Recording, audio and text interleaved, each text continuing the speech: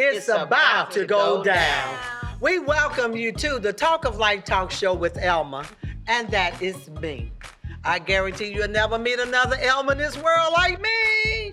Oh, but anyway, we're in for a treat tonight, and we always start the show off with a scripture. Philippians 1:6 says, being confident of this very thing, that he which has begun a good work in you will perform it until the day of Jesus Christ. This is a Christian-based talk show, and we love for you to tune in at all times. Whether you're a Christian or not, you will not convert me otherwise. I am a Christian. I will die a Christian, but you are welcome to come on the show if you're brave enough to deal with my cast. So we're going to start with Cynthia, Linda, Kimberly. All right. And we love our audience on Facebook Live and YouTube Live. Always tune in on every Monday, 7 o'clock. We guarantee you an awesome show. Okay, tonight we have with us TC, and since Kimberly stole him from me, I'm going to let her introduce TC tonight, okay? I want to thank you for coming. We want to thank you for coming. Yes, I met him. We're hanging out. And he was just talking about relationships. And he's so passionate about, because women always want to know, they want to get married and they want a relationship. Do they really want to get married? Well, or they do say they they want do. to say they want to get married? I think it's a little bit of both. What do a y'all little think? bit of both. We'll ask TC that question, We'll ask okay? TC. And then he does not easily spoken, so he's really multi-talented. And he has so many fabulous things that he kind of dips in here and give you a little wisdom here and there. But I also want to thank him. Kelly, our guest last week, wanted to switch with him. And he really wanted to be on the Talk of Life talk show on his birthday. So I have a surprise for him. Happy birthday! Happy birthday! It's your birthday! It's your birthday! Happy birthday, TC! Thank you. He's like, oh, I'm gonna be on the Talk of Life talk show on my birthday, yeah. And then Kelly, him and Kelly are friends. Honored. He wanted to be and on Kelly his had to go out of birthday. town, so they switched. So I appreciate you for doing that. Teamwork makes the dream work. Because she was awesome. She was awesome. She was. So yes, so ladies, he has a lot of insight about relationships and men and what to expect. Another thing I saw when I was on his Instagram is his relationship with his mom. He's dancing with her and doing things with her that just melts your heart. That's so and sweet. What are you doing to swing out? Yeah, that's my baby girl. We gotta have some fun. Don't you just love that? Did you hear that, son? What did you say? That's his baby girl. What did you say? Open it up so he can say it. Bro. Goes, I'm his Mama TK. That's what he called me, Mama TK. Mama TK. I love when they said Mama TK. So when a man is passionate about his mom, you know there's so much good in there. That's you know good. what I'm That's saying? good. So take the mic. You do know, what you like. TC, give it up for TC tonight. We're going to get off into TC business tonight. Talk to me. Let's talk about Oh, it. you ready? You really think you can challenge? You want to challenge TC? Let's talk about All right. Let me tell you how I met TC since she told you how she met him. We met at, what was it called? Tarrant Area Food Bank. Tarrant Area Food Bank. We wasn't getting food, y'all. We was being treated. A lot of people think you hear that. Right, that right. you You collect the clarify food. it. Yeah. Right. But what happened was I was invited to come over there with Queen Bee. And she said, I want you to come over and taste the food. I get there and it was three handsome men on my table, I think. It was three of us. Three, I was the only woman honored with these three men, Father, Son, and Holy Ghost. And anyway, we got to talking, and I was so inspired when he was talking about the youth. I think we was talking about the youth. We were. And I said, you need to come and be a part of my talk show.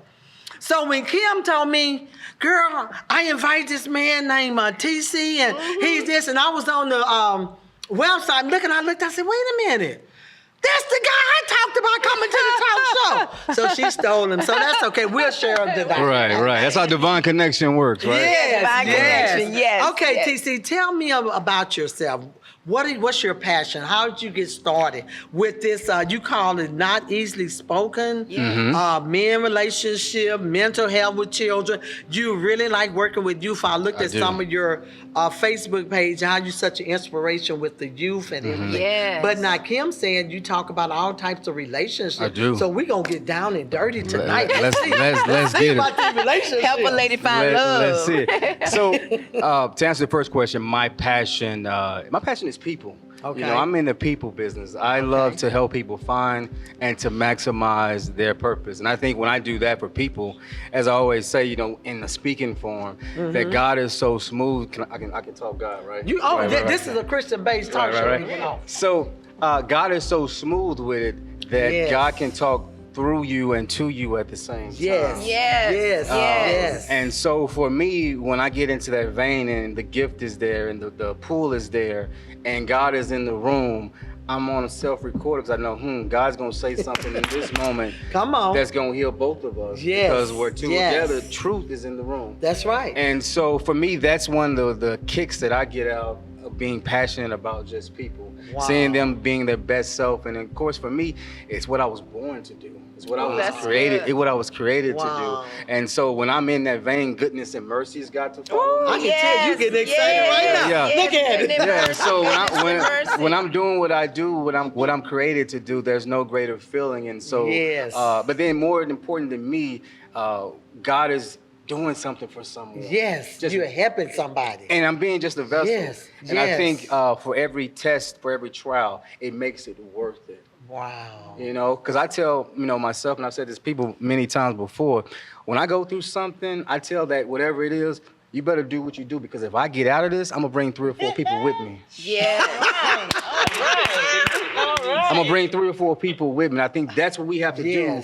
You know, a lot of times we get stuffy and puffy and we hide behind our scars, but sometimes people need to see your scars to understand your story. Right. You know what I'm saying? And you just really need to be real with people. Be real. Stop being faking and shaking. What do you think about this? Do you draw people being faking, or do you draw people being real? Being real. I mean, because at the end of the day, Jesus was transparent on the cross. Thank you. He was transparent on the cross. And I think when we hide, that's good. When we hide our humanity, then God can't work, because ultimately God uses our human experience to express his divine revelation. Right. And so how can he do that if we won't just talk about it? Right. All right. Just be real. Just be real and talk about it. A lot of times when people want to go to counseling, it's because they just want someone to talk to. Right. Oh, that's good. And a lot of times they feel like they don't have people in the church that they can go to. What do you think about that? You know, if I have a problem, and we was talking earlier about pastors and everything, and if I being a co-pastor, sometime I have to pray and say, who can I go to talk to? You know, what can you share on that? You know, I think it's important that the church honestly gets back to being more of the hospital that it was intended to be, where people can go and recover and rejuvenate and heal, versus being what unfortunately we are today, which is the hotel, where people don't have a lot of time to spend. They're only there to visit. So we have to get back away from. We gotta check out at 12. Check out at 12. So. And then you have a fashion show. Exactly. So my problem goes beyond the time frame that you've given me. I need some. I need some extended. And people want to know. Extended warranty. Extended. They need to know, can I have that? Because here's the truth of the matter. And I've said this so many times. At the end of the day, we are all addicts of some addiction, wounded by some affliction. That's the bottom line. So it's important that the church become that hospital where people can just recover. Or they can rediscover their purpose. Or they can redefine love. And church has to be reimagined, because today's congregation, they're looking for that one thing: truth, transparency. Will you accept me? Will you accept my flaws? As me. And as people, we have to understand, before anyone can love the God that we represent, they have to be connected to who we are. So the question is, how are you doing today? And one question I love the way it was put is, what is it like to be you? Oh, that's nice. What is it like to be you? I think as a body, we as a body have become, so commercial that we forgot Jesus was a common man. My prayer personally is, Jesus, I just want to be a common man. Because he was so common that He was able to talk to anyone. Thank you. About anything. Yes. At any time. And then judge them. It was a judgment-free zone. So common that the people, even in his inner circle, really didn't know who he was. Only 3 had an idea. But because Jesus walked in that commonality, it's like he could say, okay, here, I'm a common man with a common heart. I'm going to provide the common love of my Father that we all need. Right. And that's how he was able to connect it. Right. Jesus created that heart, but he was common and cool enough within himself to say, I'm going to stand on the outside of your heart, knock on the door, and wait for you to invite me in. Because he's not a God of force. He's not a God of force or an intruder. Right. I'm going to wait for you to invite me to the place that I created. That's right. Now, the way he did that was, let's have a conversation. Every miracle significant in the Bible, before or after or doing, there was a conversation that was had. That's right. As a body of Christ, we don't have conversation enough anymore. And we have to sit down and talk to God. We have to. You know, and people think you're crazy when you're sitting down and talking to God, but you know what? I love talking to him. Because I'm intelligent with him. Right. He's intelligent with me. Right. But sometimes he give me some answers that I don't want to hear. Yeah, he will. Won't he do that? He'll give you some answers. If you ask him, you might not like it, but he will give you some answers that you may not want to hear. And he says we have. But why do you think that pastors feel like, or have you met any pastors that feel like they can't talk to people? Yeah. I mean, if they're having a problem, they feel like they have to do makeup to cover it up, and they feel like they too holy to talk to somebody, or is there anybody at that level that they can actually go and talk to? Both. I think on one level, you have pastors who have disassociated themselves with people and disassociate themselves with their own humanity. Okay. Some of them believe the hype. You know, they believe the hype because here's a reality. When that anointing comes down, that humanity goes up. Real talk. That humanity goes up. That's right. Real so talk. If you don't have the covering and if you don't have the system in place, then you're gonna be susceptible to whatever that it is. Come on. That so easily besets you. Yes. Because everyone they have that, and I think so. If then you have the pastors who, you know, as I put in the blog, go read Leading While Bleeding over at noteasily-spoken.blog. It's a great read on pastors, this silent spike of pastors who unfortunately are committing suicide. And within that, I talk about how the way the body of Christ is set now, you know, contemporaries have now become competition. Right. And so to get to the mic, to get the greatest audience, to get the greatest response, to get the likes on Instagrams and the followers and all these things, pastors are now preying on each other instead of praying for one another. Right. That's the P-R-E-Y, not the P-R-A-Y. Yeah, make it clear. And so, yes, you're right. And so are they in competition? They're in competition. There you go. And so now you have a pastor who's already fighting, you know, loneliness, fear, the thought of betrayal. Right. Because a lot of pastors, they build someone up and that someone says, God gave me a vision and it's not here anymore. Well, I invested 20 years in you, and now you got that vision from God? So that is always there, an element. And then just the idea of being a pastor and the weight that comes with that. Yes.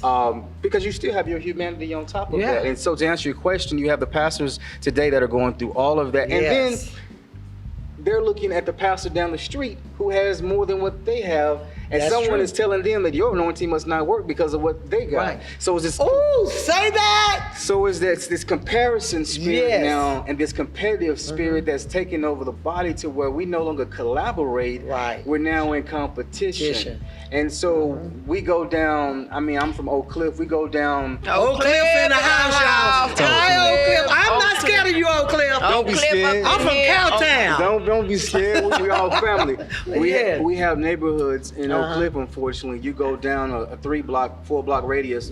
And you have 8 or 9 churches. That's true. Because no one is coming together, understand that we can have the best choirs and competitions, but if we don't own the land, what really do we do? That's right. What really do we have?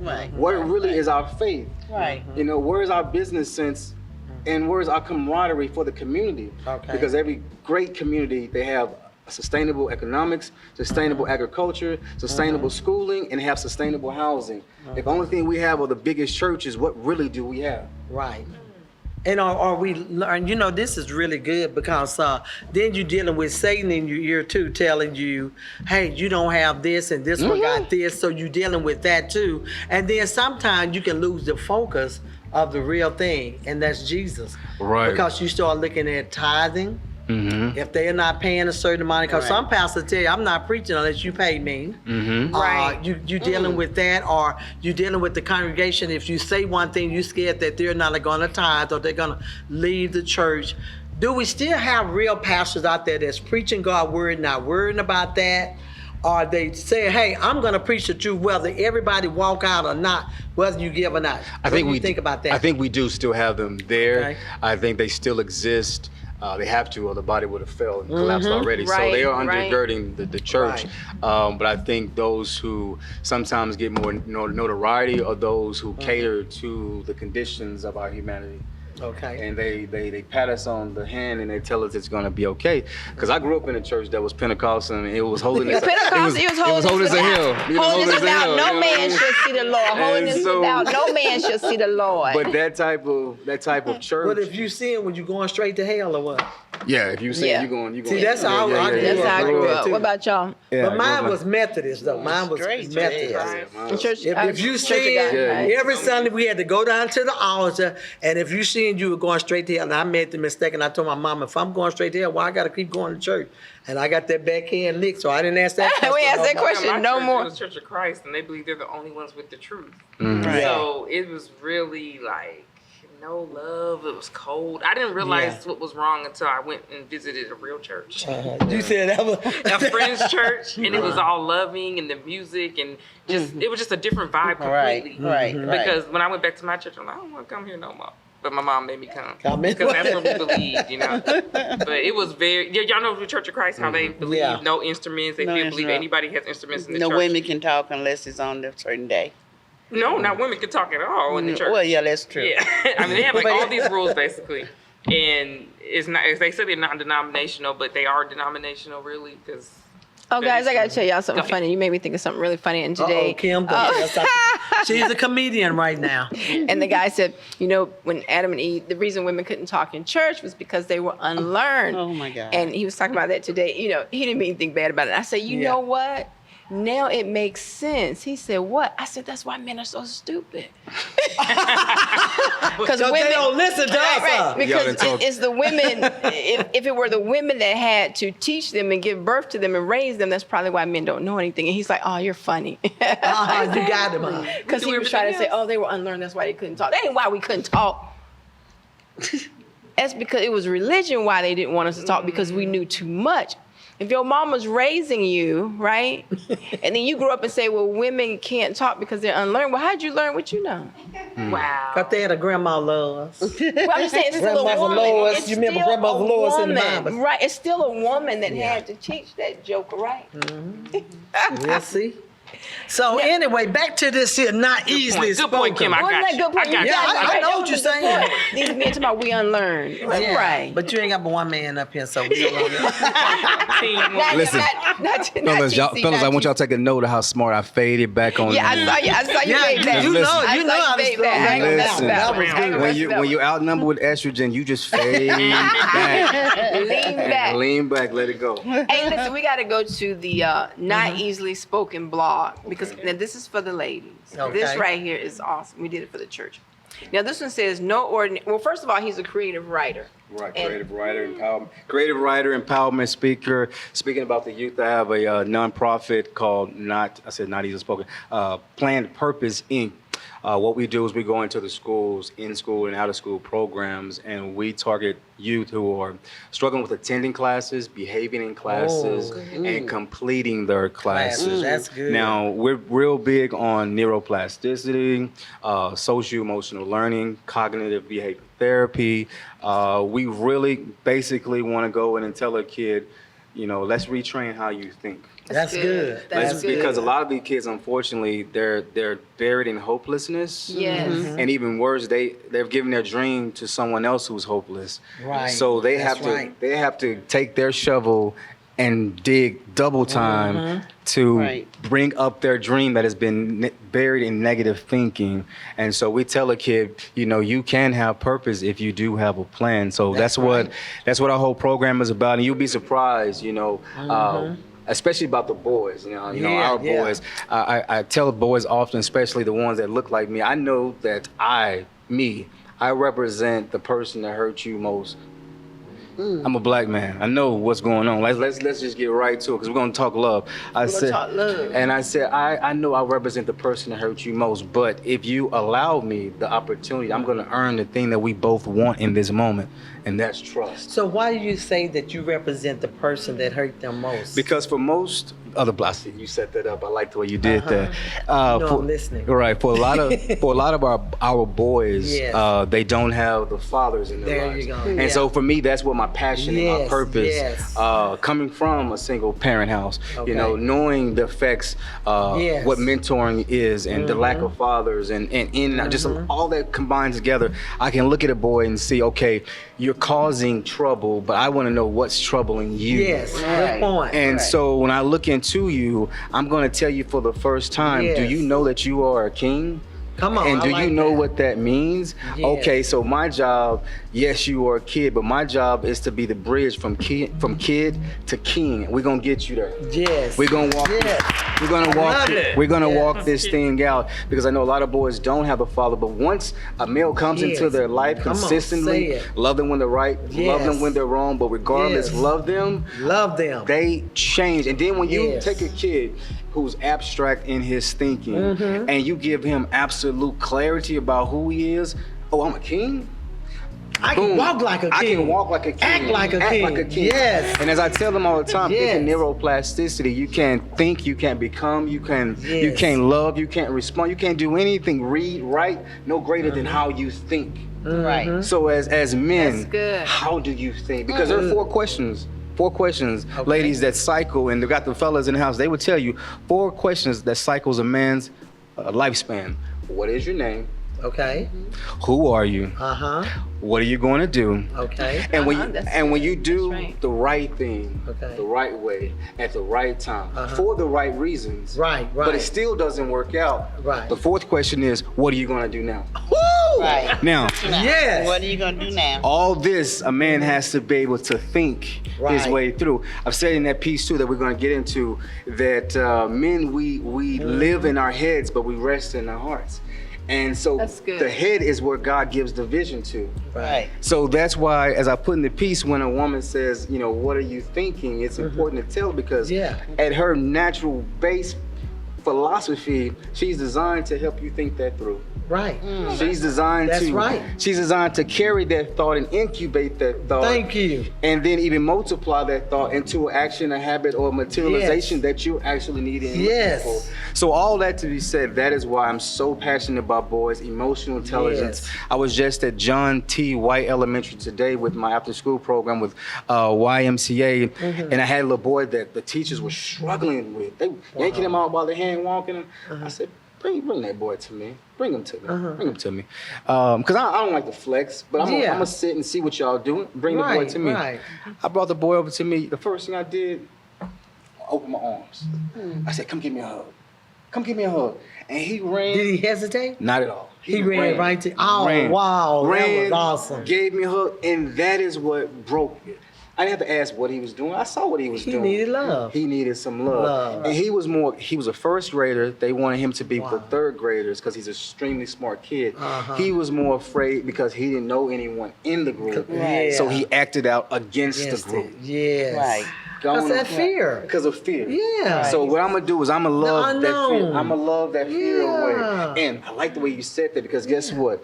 One of the key elements of manhood is, how do you master the unknown? The unknown, they don't know. That's one of the major burdens, because the wife is wanting to know, how you going to handle that? Your kid's going to look at you and say, Daddy, what we going to do? That's right. As a man, internally, the reason why we're quiet and we process, because we have to think, how am I going to work this out? Because life is asking me in this moment, what is my name? Who am I? What am I going to do? And what am I going to do? And we don't have a lot of answers. So let's talk about it, because I know we got a lot and y'all got me hyped. Go ahead. This right Let's here. talk. You want to read that? That's you talking. Okay, without question, creative writing is my first and greatest love. Sitting in Texas history class back in 8th grade, bored and dismissing the text Mr. Johnson just had us read, I picked up my pen and it began. So you say we all are created equal as a people. Yep, that was my first line. Who knew that day would change the life of a fatherless kid looking for somewhere to express the unexplained? From that day, I slowly began writing and would come to soon regard my pen and my pad as my safe place.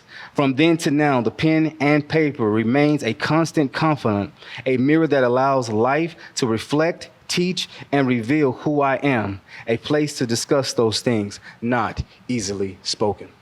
Wow. And I like that because if you go to his blog, not easily spoken.blog, I like this one.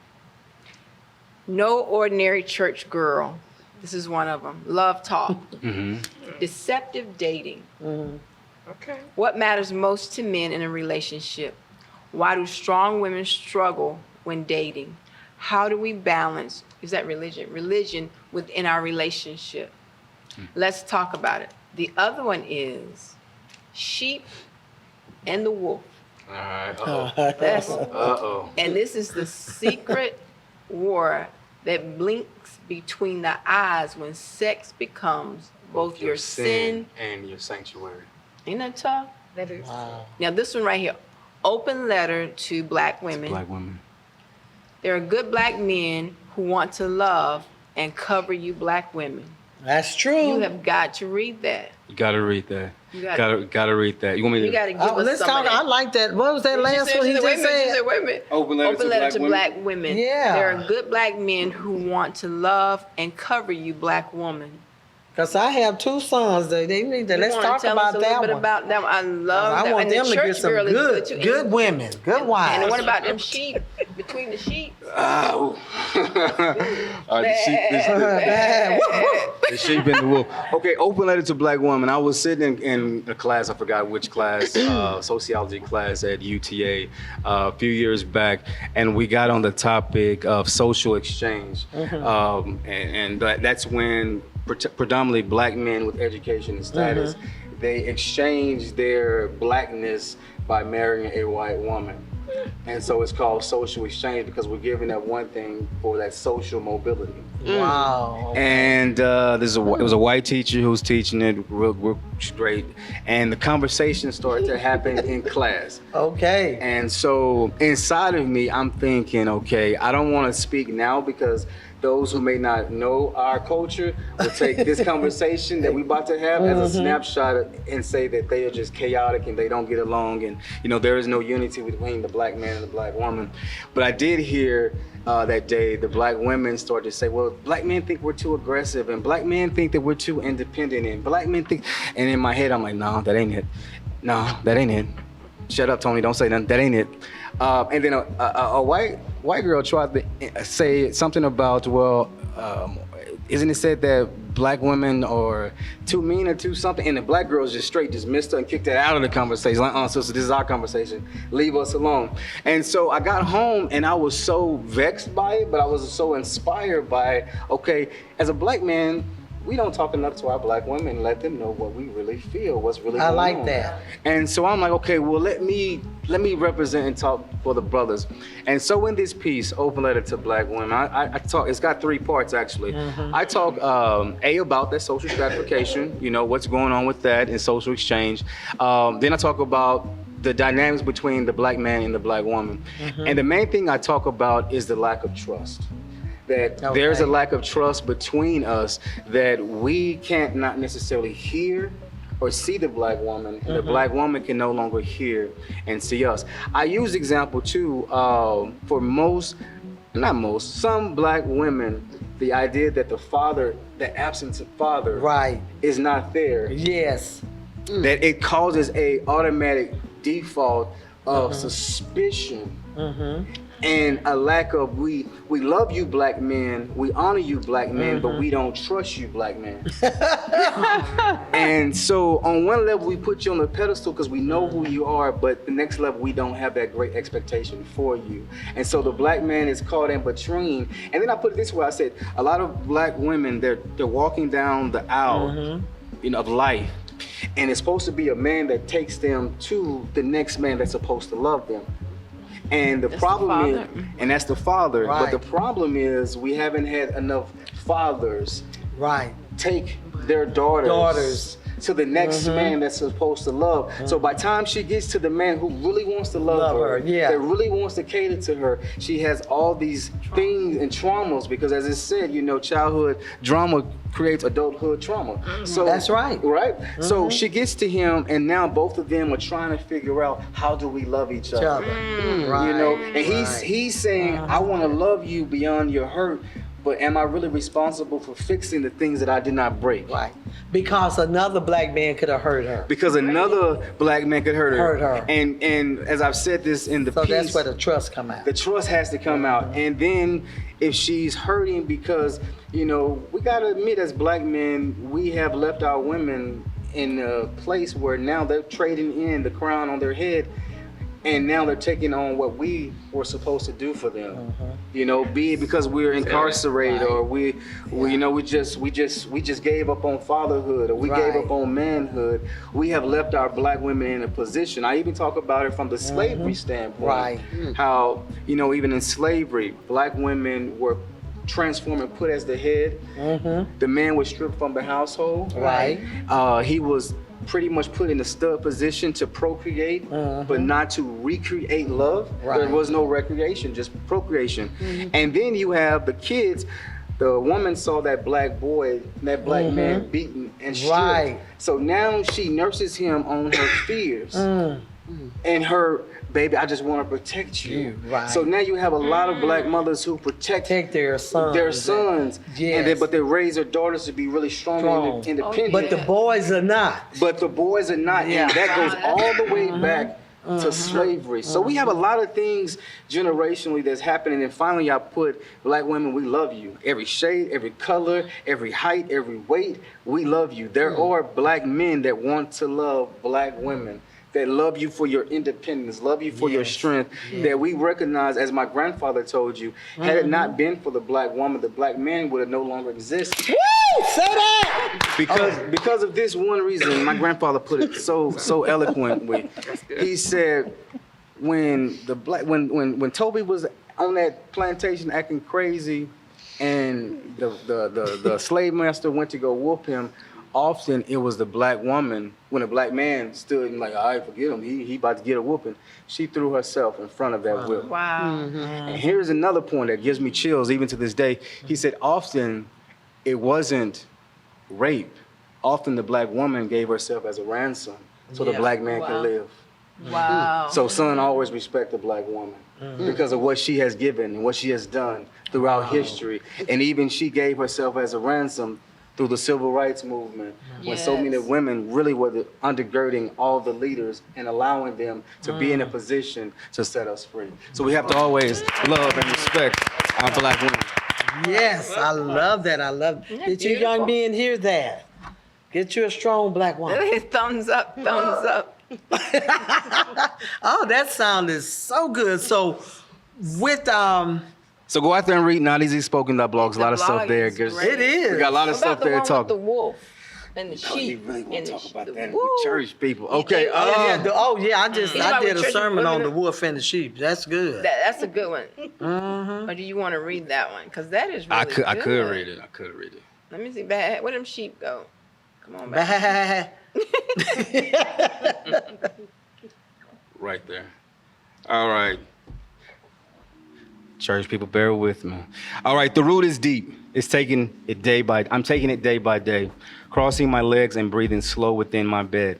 It's nighttime, y'all. The sheep has turned into the wolf, and my habits are howling from the jagged edges of my soul. I like that sound. I like that.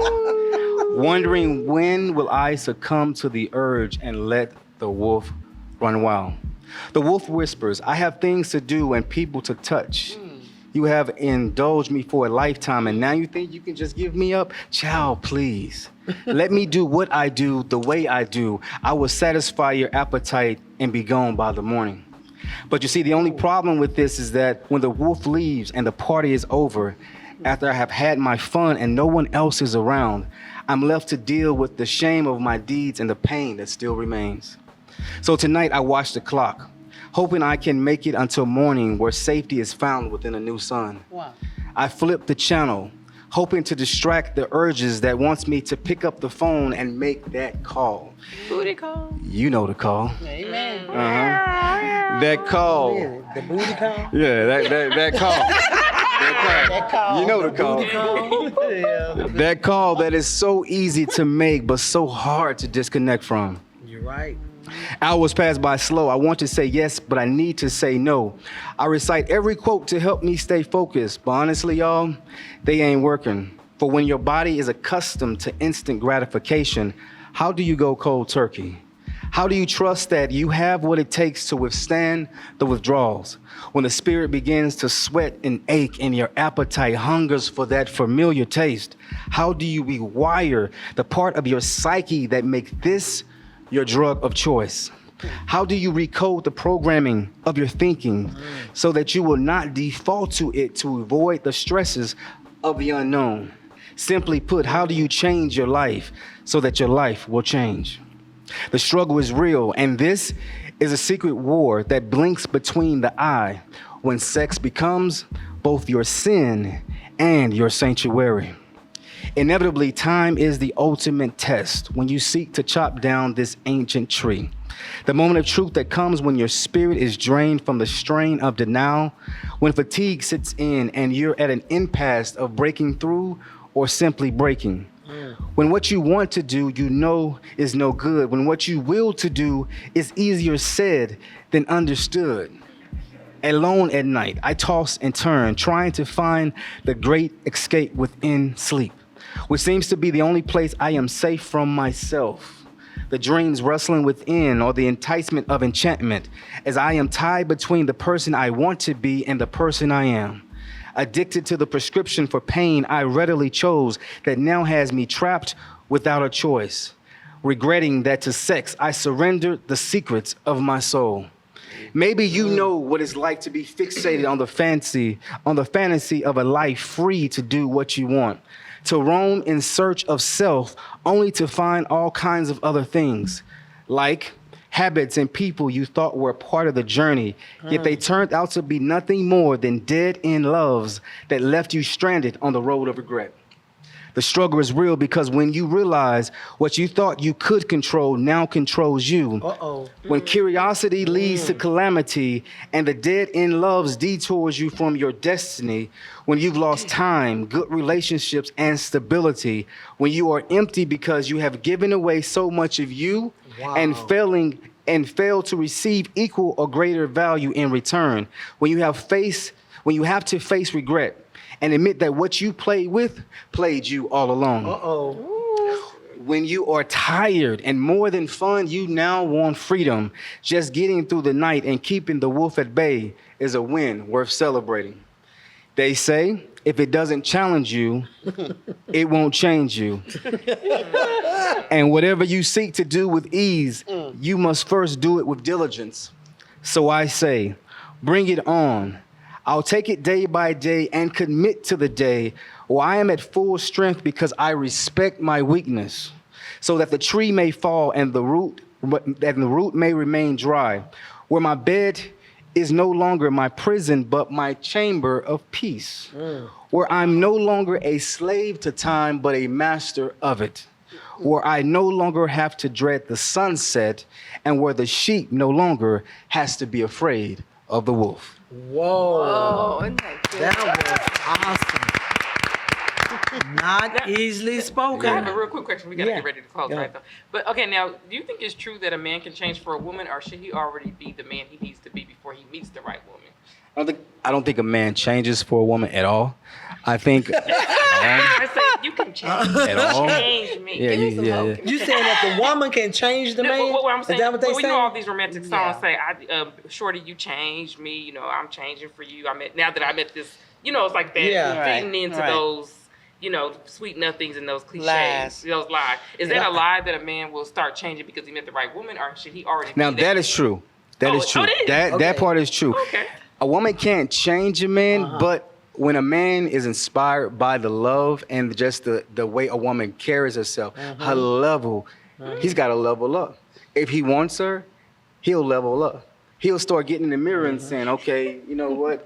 I got to get my finances together. I got to get my my name together. I got to get the things that are around me together because I want this woman in my life." So she doesn't necessarily have to do anything. She just have to be herself. That's right. Maintain her level of greatness, right, of goodness, of excellence. And when if a real man sees that, because every real man wants a strong woman.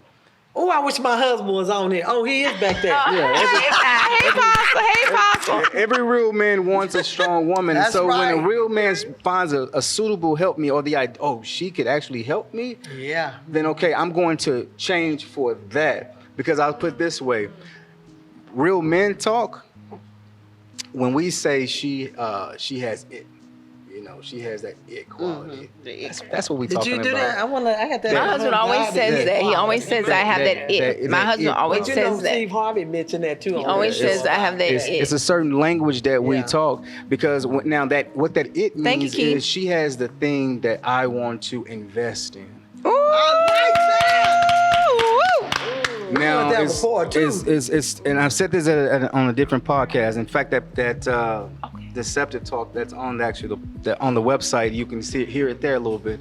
That men, we either entertain a woman or we invest in a woman. I like that. Entertain? Are you entertainment or investment? Or invest in a woman. So when we find a woman, when we talk to each other and we say, "Bruh, she it," we saying she's the one I'm willing to invest in, because everything a man does, there's an investment. Everything about us is an investment. When you really want to know where a man is, look at where he spends his time, his money, his energy. That's where his it is. And so when she becomes his it, don't add the SAC. when she, all right. It's true. It's true though. It's true. Yeah. Wow. Yeah, you hear your mama, man. You hear your mama. Just leave the SH off in front of the IT. Right. That's what it is. So a man, when we find that within a woman, when we see that, because, you know, we hear when the woman of our destiny is near. Wow. Because just I heard like that. Adam heard her near. He heard her. He heard her. And so when a man is looking for that, because I say all the time, the reason why God gave Adam the responsibility to name the animals, not because he had to name the animals, is because Adam had to ask for Eve.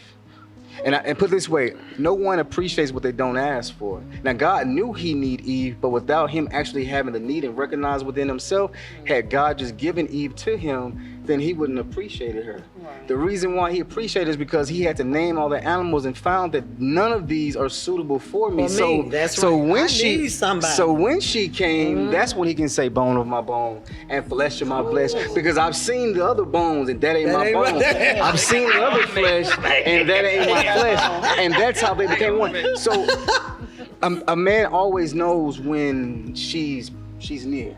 She's the it. Wow. When she's the it. And when she is the it, everything that we need to invest in, she'll be there. I say it all the time, you know, what brings a man home or not, love or respect? Man can love you all day long, but if he doesn't respect you, he may not come home. Part two coming up. It's the respect. I know we got to go, but it's the respect that brings a man home. It's that it quality that says, you know what? Everything that I invest within her, I may not even agree with her in this moment, but what we have, that's why I'm coming home. That's what brings me back to my center point with this woman. So when a woman can find a man that loves you because of the then he can. My husband always calls me the it girl. The it girl, you know, that it. Yes, well, my husband called me the wig girl, because I changed my wig. Yes, I am his it girl. Yeah. Yes. I'm the IG. Thank you, Mr. Jeffries. Thank you. Yes. Thank you, Mr. Jeffries. Thank you for the name. Everybody caught that. Thank you, Mr. Jeffries. Man, yes, this has baby. been awesome. This has really been awesome. His line. Yeah, let's do this real quickly. He has jewelry that he put together. I love that. Talk what's about the name that of your real line? quickly. Real quickly, it's called King's Collection. So That's my Let me Samsung. see some. She just want to holler. Oh, So these are nice, you all. Zoom in. Zoom in if you like what you see or would like a certain look. Definitely let me know. You can reach out to me on Facebook, TC Hughes, Instagram, TC Hughes. Definitely check out the website, TonyCurtisHughes.com, noteasily-spoken.blog, as well as check out the Not Easily Spoken podcast where we talk love, life, and everything in between. Amen. All right. Thank you, Tony, TC. Tony Curtis Hughes in the house. Not easily spoken. Check out his blog and all this good stuff. We're going to definitely have to do a part 2 on this when it comes to relationships. And I like the it. We're going to call it the it.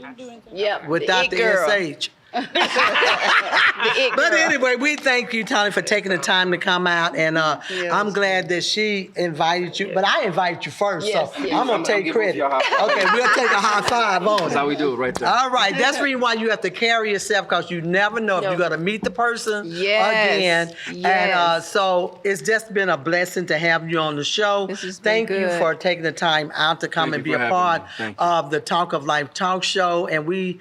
Hopefully something was said that would encourage you all that are watching.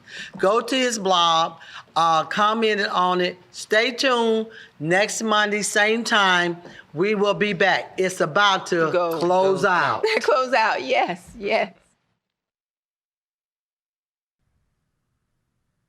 Hi, I have a few announcements I would love to introduce you to. The first one is, have you ever gone to the hospital and they was getting ready to take your blood and you got stuck so many times? I would like to introduce you to A+ School of Phlebotomy, the art of the draw, where the CEO is Alicia White, 817-948-0373. Again, that number is 817-948-0373. Your yard will look so good, you'll forget my name. Whatchamacallit Landscape, owner and CEO, Derek Brackens, 682-400-9255. If you want your lawn to look beautiful, check him out. Again, 682-400-9255. Rent your next event with the Kirk Booth photo booth. Check us out at www.thekirkbooth.com, where the CEO is Emmanuel Kirkwood, 214-210-8562. And we do all events, so check us out at www.thekirkbooth.com.